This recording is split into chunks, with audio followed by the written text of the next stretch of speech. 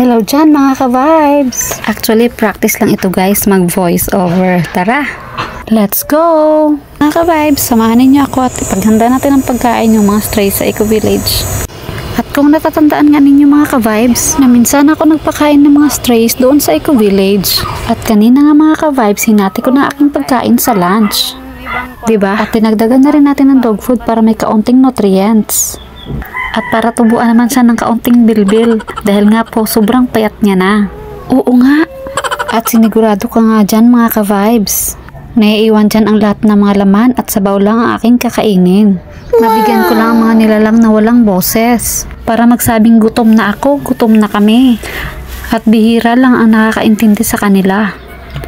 At dahil ready na yung hinanda nating pagkain para sa kanila, tara at umuwi na tayo mga ka-vibes. Dahil excited naman tayo mga ka-vibes na makita sila at mapagsilbihan, ika nga.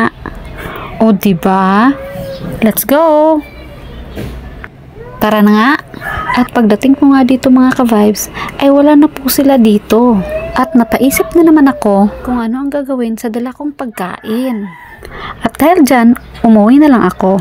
At alam ko naman kung sino makikinabang nito ay ang aking mga makukulit na batuta. At tama nga mga hinala ko. Alam talaga nila na may dala akong pagkain. At eto na nga, nagkakagulo ng aking mga batuta. At nagumpisa na rin dyan yung Armalite kong bunganga. Tuwang-tuwa nga po sila sa aking dalang pagkain. At ang aking pamangkin nga gusto ring makisali. O diba? Bye!